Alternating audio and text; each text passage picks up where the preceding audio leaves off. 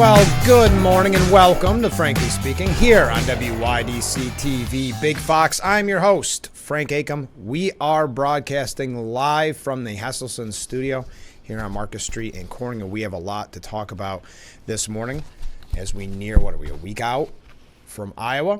We'll be talking a little bit about the presidential race. We have some New York State issues to get to as well. More on Lloyd Austin.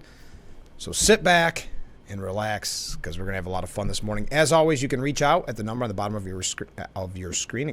We've already received a virtual wave, and I appreciate that. As a reminder, on Thursday's broadcast, we'll be talking with Steuben County Sheriff Jim Allard, and then on Friday, Assemblyman Phil Palmisano. So if you have any questions for either of those gentlemen, please feel free to write in at any time. We'll try to get to those as we do our interview. So the Governor Hochul, is going to announce her outline, her agenda, if you will, today at 1, the State of the State. The annual speech is scheduled for 1 p.m. at the state capitol in Albany today, and will detail the governor's priorities for the legislative session. They're taking a look. Obviously, housing has been a major issue. Crime and education policies are being suggested. Now, that always makes me a little nervous when they start to talk about crime policies, because every time they put forward a crime policy, it seems to be very wrong-headed, as we've talked about numerous times on this program. And on Friday, when we talk with Assemblyman Phil Palmisano, we'll get his take on the State of the State address and what he's seeing in Albany. According to the New York Times, we're hitting the ground running. We're hitting it fast here.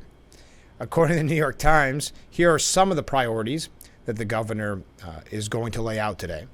Providing paid leave for prenatal care amid troubling rates of life-threatening emergencies affecting women in childbirth. Modernizing the way many schools teach reading. Listen to this. Fewer than half of New York's third graders were proficient on state reading tests last year. Now, one thing they'll often do throughout the country, not just in New York, they'll lower the standards so those grades look a little bit better. Not obviously the right way to do that, so we hope that's not where the governor goes. Broadening consumer protections to eliminate insurance co-payments for insulin and to impose new rules for, quote, buy now, pay later loans. Here's one. Promoting swimming. Okay.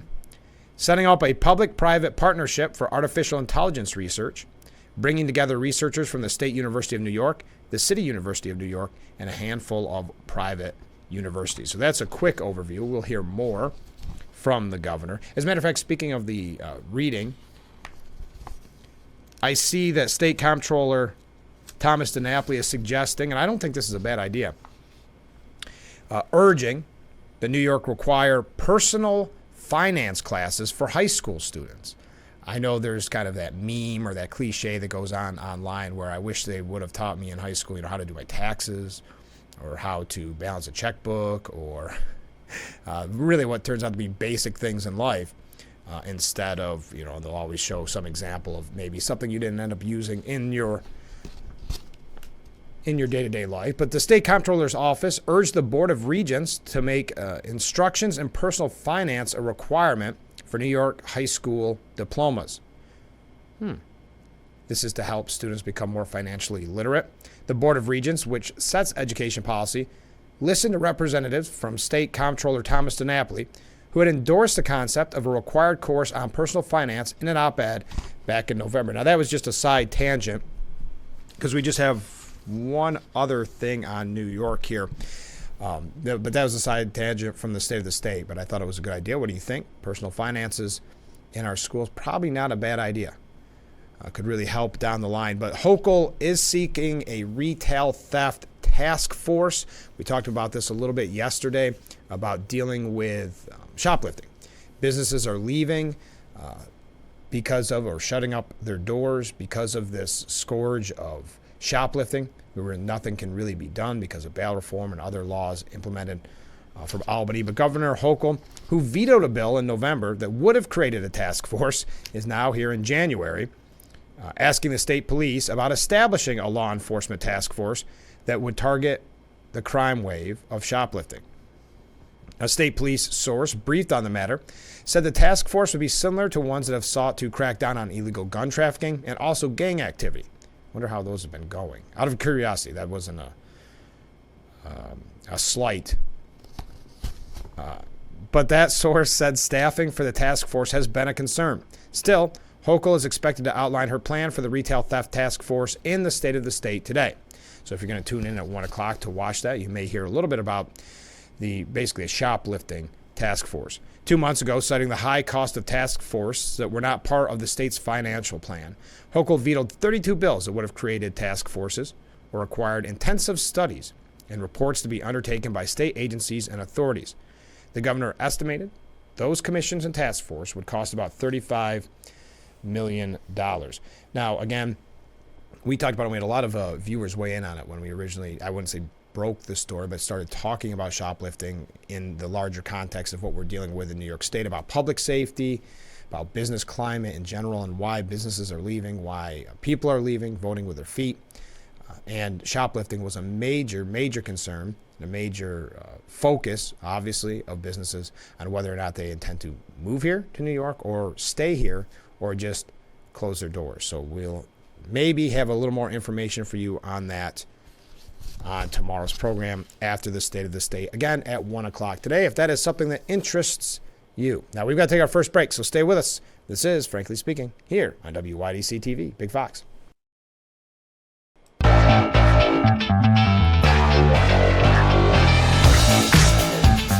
Thank you so much for joining us here on Frankly Speaking on Big Fox. I'm your host, Frank Acom.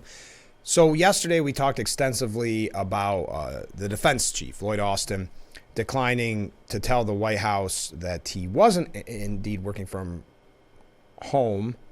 He was actually in the hospital with a follow-up. What we learned as of yesterday, or early this morning, is they declined to actually tell the White House both times he was hospitalized, meaning the first initial procedure and then when he was having complications and had to return.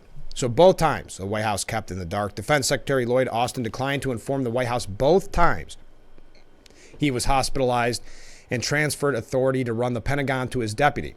That's what military officials said yesterday. Episodes that call into question Austin's judgment amid heightened tensions in Asia, Europe, and the Middle East. We'll get to that in just a moment. But the secrecy behind the hospitalization on January the 1st, known only to a handful of aides and military officials by the next day, but not the White House or President Biden until Thursday. I mean, talk about embarrassing for the White House, though the White House has stated that they stand behind Austin and would not accept his resignation even if they offered one, even if he offered one to the White House. But it has raised the concerns and really the anger of many in Congress, including some Democrats. Austin, 70 years old, first underwent what military officials described as elective medical procedure at Walter Reed National Military Medical Center on December the 22nd. He was on break or, on a vacation and remained there until the following day. During that time, Austin's deputy, Kath Hicks, assumed some duties on his behalf. But Pentagon officials never informed the White House of the initial proceeding either. So we knew that the White House was not aware of the follow-up when there was a problem, if you will. But we did not know at the time when we were reporting on that the initial procedure was never even reported to the White House. On January 1st, Austin experienced severe pain from complications from the procedure and was rushed in an ambulance back to Walter Reed, where he was admitted into the intensive care unit. That prompted the current questions about why he didn't inform the White House, Congress, or the public until 3 days later. He has remained in Walter Reed ever since. So it sounds like very serious. And what even the Times, time.com, the magazine Time, is saying is that this may have compromised national security. I would say blunder really is kind of a cute word for something that I think is very serious.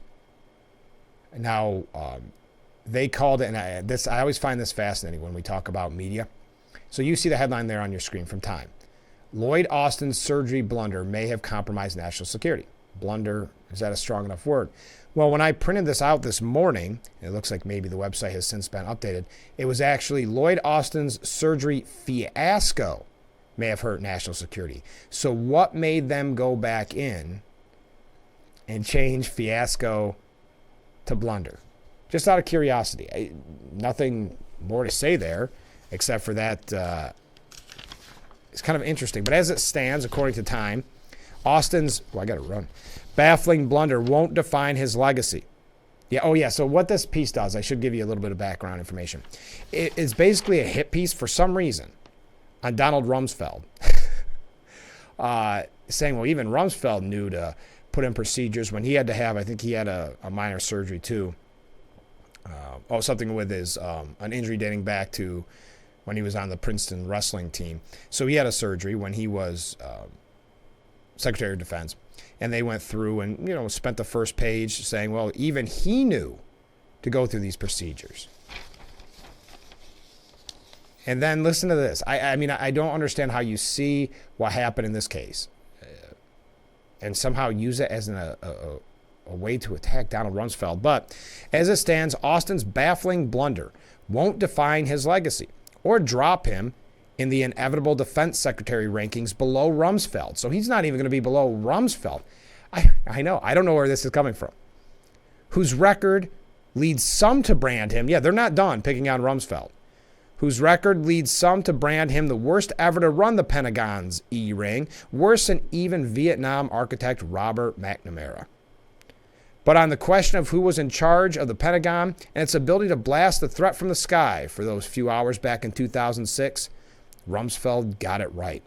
And when it comes to someone who should have similarly known better, at the very least notified key members of the Biden administration about the situation, Austin in 2024 got it about as wrong as he could. So if you saw this, and this goes to show you kind of the bias in the media, if you saw this story and said, wow, this is a major concern, this is something we should be troubled by. If your first knee-jerk was to say, how can we make Rumsfeld look worse, though? You could probably have a pretty good job in the media. Yeah, we got to take a break. I can go on a tangent on this. We've got a little bit more on that. We are going to talk about 2024 when we come back. So stay with us. This is Frankly Speaking.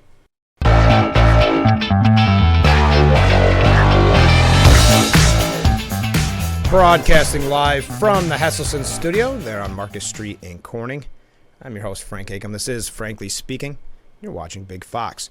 Before we get back to Lloyd Austin, where apparently the media is going to say nothing to see here continuously, or hey, not as bad as Rumsfeld.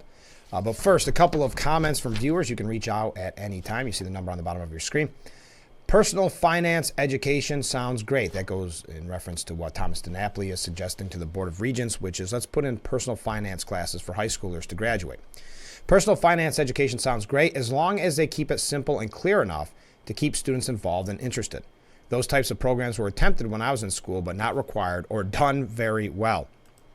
Could prove to be quite a benefit if done correctly, to that viewer's point. Next, number 6 man on our security list in the United States should never have been AWOL.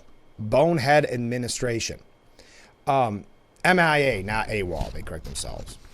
You know what's interesting? That the New York Post had a piece today that said something very similar, which was the argument goes back to former Harvard president Claudine Gay saying just as a student at Harvard could not get away with the plagiarism of the number one person at Harvard, meaning Claudia Gay, what she did with plagiarism, how they couldn't get away. A brand new private couldn't get away with going AWOL, not letting anybody know. And we'll get to that in a little bit better in a minute because they said a little bit better, a little smoother.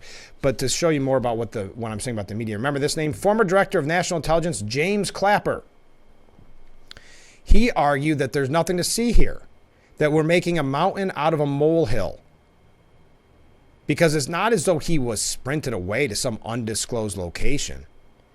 And the commander of Walter Reed and the Secretary's protective detail knew where he was. And if something really severe had happened, quote, the lines of communications would have lit up pretty vigorously. I don't know if that's true because some of the excuses that they're using is that his second in command was sick, so they couldn't get the proper channels going to get the information to the White House. It's very fishy smelling, if nothing else. So it always makes me concerned, and I'm sure many of you would agree, or you can disagree. Please let me know. When the media starts saying things like nothing to see here, nothing, no, I know it seems bad to you, but it's not. Mountain out of molehill, that makes me think that there's probably something bigger going on behind the scenes. Maybe I'm wrong, but why so secretive?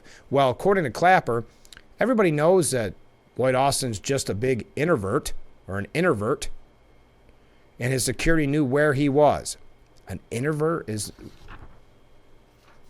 That's the reason why the White House was not informed that he was going to have surgery on December 22nd, and then when there was problems, they did not tell them on January 1st either, while the Secretary of Defense was in the ICU.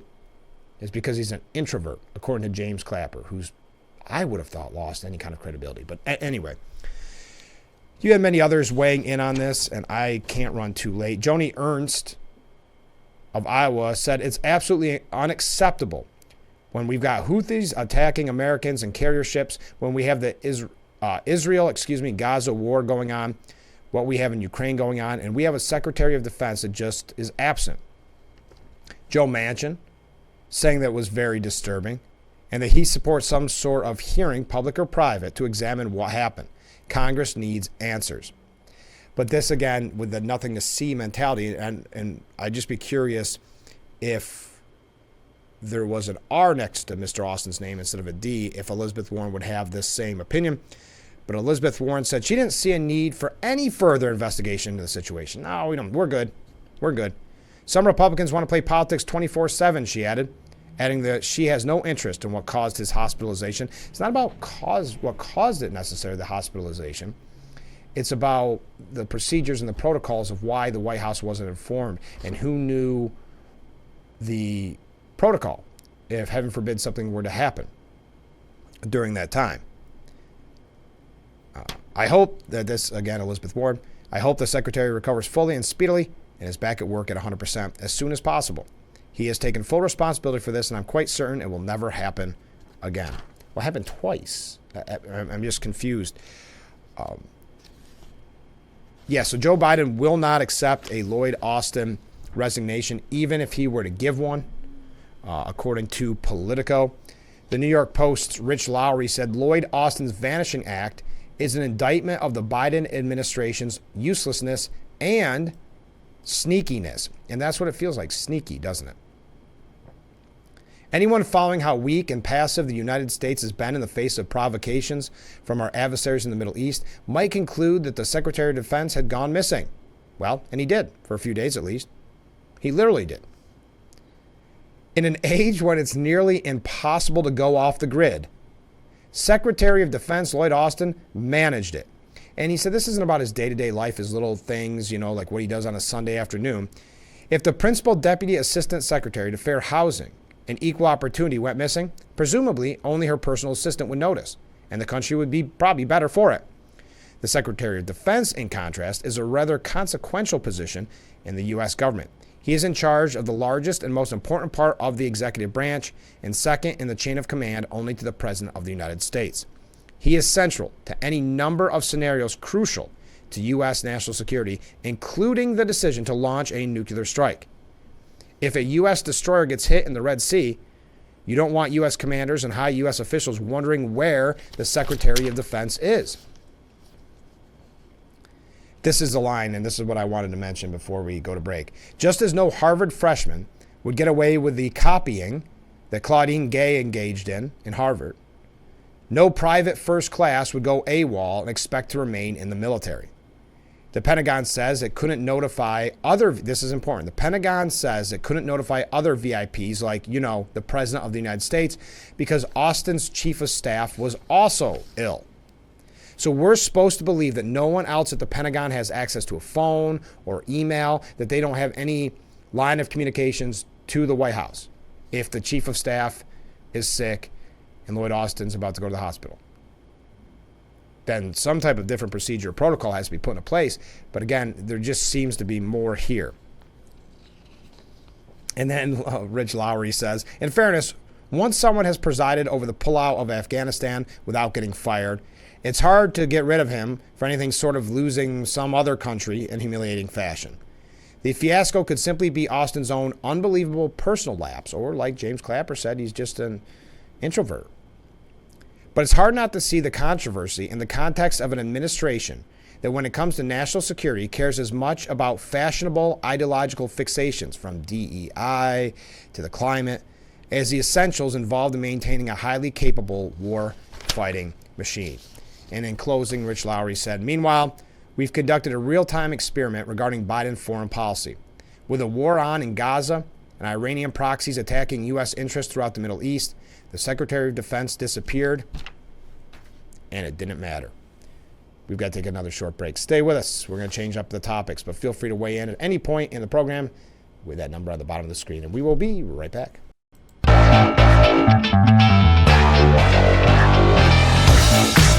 We are back with Frankly Speaking here on Big Fox, broadcasting live from the Hesselson studio, and I'm your host, Frank Acom. Yesterday we told you the story that Barack Obama is very concerned about the Biden campaign and saying we can't take former President Trump lightly.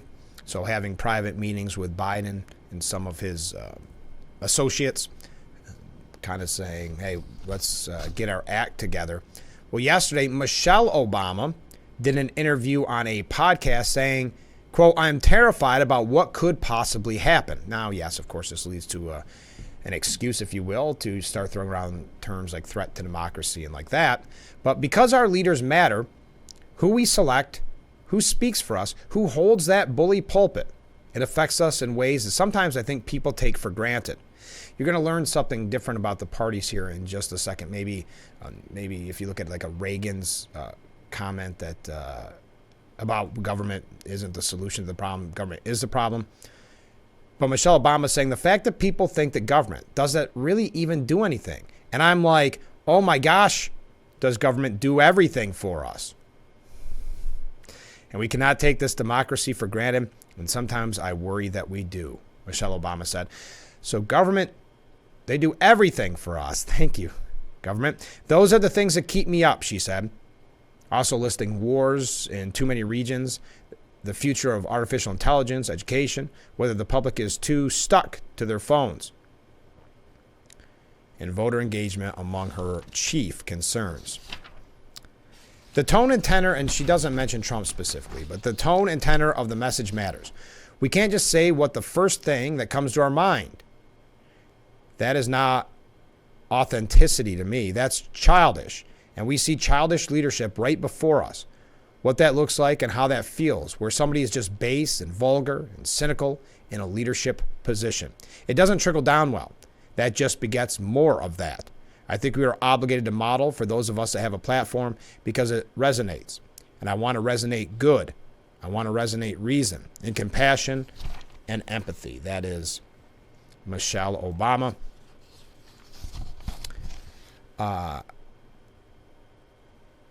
This is a good point. So besides Austin being MIA, this again referring to the Lloyd Austin scenario, Biden was on vacation. Yes, that's true. And the person that was supposed to handle DOD was on vacation in Puerto Rico. Yes. And it sounds like Austin's chief of staff was sick.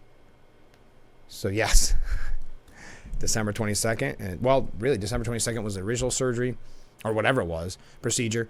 And then January 1st is when he had the complications. And he is still now, he originally was in intensive care. I don't know where he is now. We still don't have a lot of information. But as of the last reporting, he was still at Walter Reed. Okay, so Biden gave a speech at the Mother Emanuel AME Church, where, according to Mediaite, the crowd roared with appreciation when Biden called Trump a loser. So going back to Michelle Obama's point, that it's not authenticity to me, that's childish. We see childish leadership right before us. I don't think she was referencing Biden, though. I think she may have been referencing someone else. I think we are obligated to model to those of us that have a platform because it resonates. And I want to resonate a good. I want to resonate reason and compassion and empathy. But yet, on the other side of the coin, Biden calls Trump a loser. Time and again, they lost in every court of law. Blah, blah, blah, blah. Fast forward. That's not America. In America, we all count. because he was saying that Trump didn't want to let your vote count. In America, we witnessed to serve all those who, in fact, participate. And losers are taught to cede when they concede when they lose. And he's a loser. And the crowd cheers wildly. He went on to talk about banning books, denying your right to vote and having it counted, destroying diversity, equality, inclusion, all across America, harboring hate and replacing hope with anger and resentment, a dangerous view of America, a narrow view of America, a zero-sum view of America that says if you win, I lose. If you succeed, must be I fail. If you get ahead, I fall behind. And maybe worst of all, if I hold you down, I lift myself up. That's not new in America. Every stride forward has often been met with ferocious backlashes. And those who fear the progress, and those who exploit that fear for their own personal gain, and those who traffic, lies, told for profit and power. So that was his speech. He also repeated another whopper that has been debunked time and time again. This coming from, I wonder if I actually have it to put up on the screen here. Yes, it's coming from the New York Post. Biden repeats his civil rights whopper in a desperate re-election bid. Whether you can call it senioritis or just a habit he can't break after so many decades of getting away with it, President Biden, in what was supposed to be a major campaign address, repeated a whopper he's already admitted isn't even remotely true. He continues to repeat them. This is coming from the New York Post editorial board. Aiming to highlight the threat of white supremacy, on Monday, he visited the Bethel AME Church in Charleston, South Carolina, where Dylan Roof shot 9 black churchgoers dead in 2015. But he can't stop himself from claiming phony cred, insisting he spent more time in the Bethel AME Church in Wilmington, Delaware than most people I know, black or white, because, quote, that's where I started a civil rights movement. So he spent more time in the Bethel AME Church in Wilmington, Delaware than most people I know, black or white, and that's where I started a civil rights movement. This is President Joe Biden. He's pushed versions of that same baloney time and again, even going so far as to claim he got arrested for his civil rights activism, only to see it debunked. Biden, for example, has said he attended civil rights organizing sessions at Wilmington's Union Baptist Church, yet congregants and a longtime assistant to the pastor at the time have said they don't recall any of that. And he himself, Joe Biden, admitted he wasn't involved in the civil rights movement. Quote, I was not an activist, he said back in 1987. I was not out marching. I was not down in Selma. I was not anywhere else. If you think about it, even his number 2, Vice President Harris, attacked him on stage for his record in the debate before she became his VP, obviously. Okay, Biden lies compulsively about the past. Look at this. He wasn't just raised in the black church, but also in, and these are all quotes, quote, in the synagogues in my state, and, quote, raised in the Puerto Rican community at home politically, and, quote, oh, and he, quote, grew up in a Polish community. So this is a common thread with Joe Biden. This goes to his utter insincerity in thundering about white supremacy now. He played the same basic card back in 2012, warning that Republicans want to put you back in chains. Remember that? But he did it in with a Southern draw. Yes, very, very cringeworthy at the very least. His disastrous record leaves him hemorrhaging black support, so he's falling back on lies that used to work for him. If it weren't so disgraceful, says the Post editorial board, it'd be truly sad. So we move away from that. More on the election coming. Oh, no, Nikki Haley did say, oh, I'm running late. Man, we're going to be running late this morning.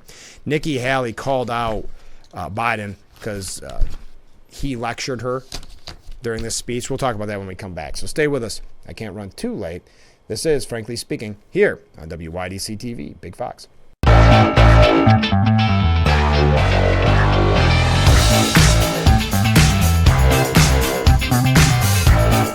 Beautiful view of Market Street, as always. Welcome back to Frankly Speaking here on WYDC TV, Big Fox. I'm your host, Frank Acom, broadcasting live from that Hesselson studio. So Haley did scold Biden. I thought it was a good point. If you're just joining us, we were talking about Biden's speech yesterday. A speech, I think, as someone who ran as a unifier, did a pretty good job of trying to divide. But Republican presidential candidate Nikki Haley fired back at President Biden just yesterday, hours after the 81-year-old commander-in-chief indirectly rebuked the former South Carolina governor in her home state, and that's in reference to her specifically not mentioning slavery as the cause of the Civil War. You saw that news cycle.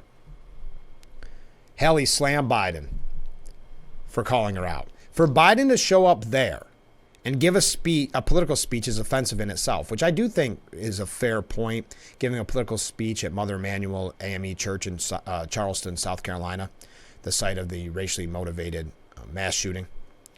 So, yes, I think Haley has a good point there. For Biden to show up there and give a political speech is offensive in itself. But this is where I like her line. I don't need someone who paled around with segregationists in the 70s and has said racist comments all the way through his career, lecturing me or anyone in South Carolina about what it means to have racism, slavery, or anything related to the Civil War.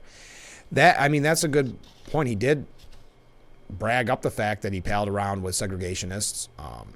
And some of the comments he's made in the past, yes, I think you could deem them very racist. I mean, it goes back to the point of what we said about what Vice President Harris said during the debate when she was running for president. So anyway, just wanted to have her weigh in. Now, Nikki Haley has trimmed, this is coming from CNN, so take it with a grain of salt, but has trimmed Trump's lead in New Hampshire to single digits. According to the CNN poll conducted by the University of New Hampshire, Trump is at 39 of likely Republican primary voters, where Haley's at 32.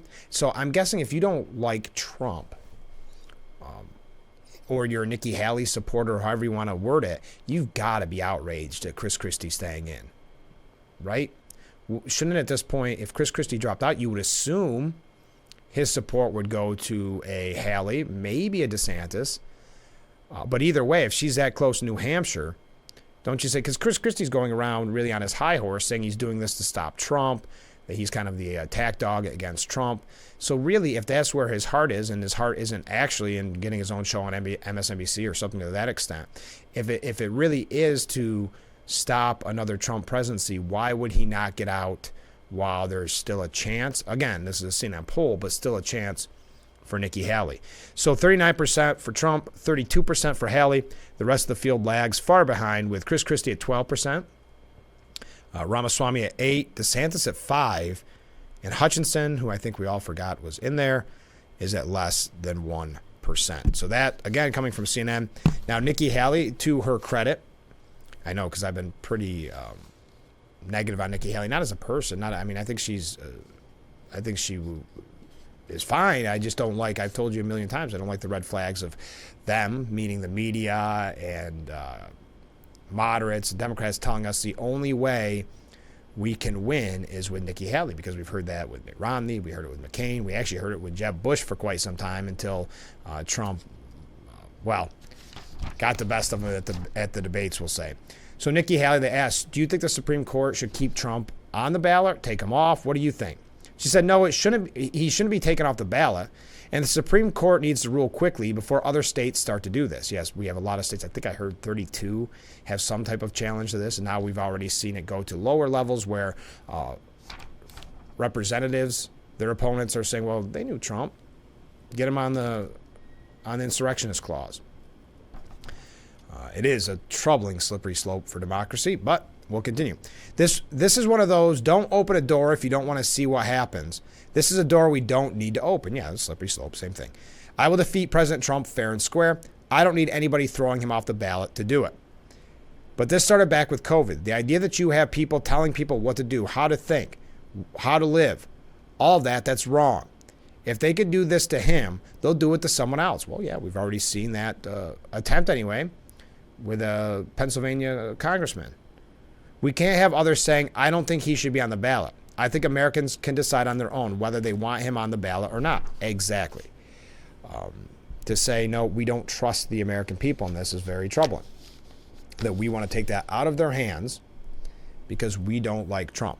So we're going to take the lead for the Republican nomination for president of the United States, former president. We're going to take him off the ballot because essentially they don't like him.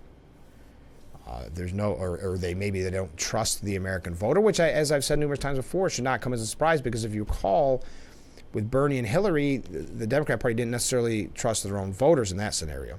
So there's no reason to believe that they would trust the whole population either. We've got to take another break. We are really late this morning, but we're having a lot of fun. I hope you are too. So stay with us. This is Frankly Speaking.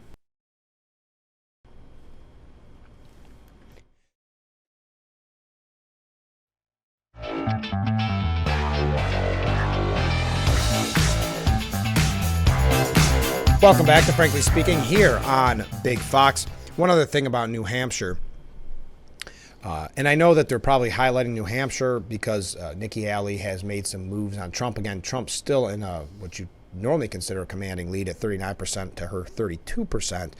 And I think that's probably why, though, they're focusing on New Hampshire because it is closer than like an Iowa. But because we have to take another short break because I ran too late these last couple segments. But Biden, and if you recall, we had this conversation before, but Biden, who did not file to appear on New Hampshire's primary ballot in order to comply with the Democrat National Committee's delegate selection rules, nevertheless dominates the Democrat field. 69% of likely Democrat primary voters say they will write his name in. But this is why I bring it up. Compared with 7% who plan to support Minnesota Representative Dean Phillips. Did you remember he was running? It's not a knock on Dean Phillips. I saw his name. I'm going, Phillips? Oh, that's right. I forgot. He is challenging Biden for the Democrat nomination. And 6% who say they will vote for Marianne Williamson. So, there you go. Just two names that I thought were worth mentioning. Of course, if you're wondering about Robert F. Kennedy Jr., he's independent. So he would not be. I mean, you could technically write his name in there, I suppose. But that's focused on New Hampshire. It is a week away from Iowa. We're going to talk a lot more about that when we come back. A little bit about Robert F. Kennedy Jr. just quickly. Couple of things just hopping around as we move along here. Stay with us. This is Frankly Speaking on WYDC TV, Big Fox.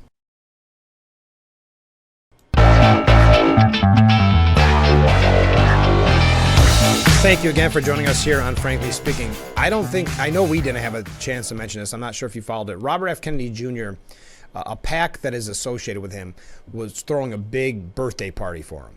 And they sent out invitations. It was a fundraiser for his presidential race. And a lot of celebrities were going to be in tow. Mike Tyson, Dionne Warwick, Martin Sheen. And so they released this invite, and instantly every celebrity that was attached to this bash said, no, we're not. We were never going to be a part of this. We were never going to this. We have no idea how we're on this list. And it turned into quite an embarrassment. Now it's gotten so bad that the birthday boy himself is not attending either. Robert F. Kennedy Jr. bailing on his own birthday party after the celeb guests that were supposed to or allegedly were going to attend distanced themselves from the birthday party. Every single one of them denied involvement in the birthday party fundraiser. Warwick, for example, told us, quote, "No, I'm not attending. No, I'm not backing him. No, no, and no."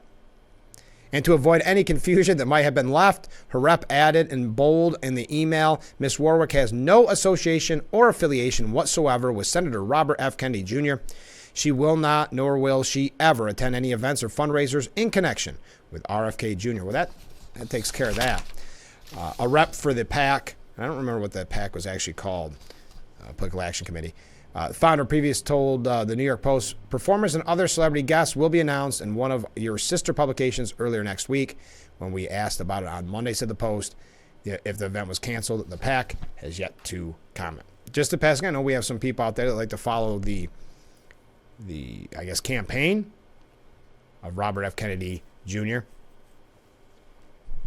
Oh, here's a good question. You know what? I received a good question right there, but let me take it when we take our last break, wrap things up. We've got a lot to get to, but we received a good question from a viewer, and you can get your last-minute questions, comments, concerns, or criticisms in right now, but we got to take our last break. Stay with us. This is Frankly Speaking.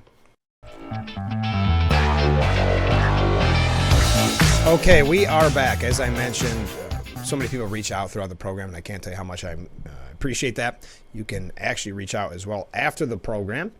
And throughout the day, just leave a voicemail. If you're not a texting person, if you are texting, please text, and we'll try to get to as many of the points on the show as we can. Here's a good question. Frank, I think I'm missing something. Have the Democrats given examples of how Trump would be bad for democracy, or is it just a battle cry? I think it's more of a battle cry. What they do is point to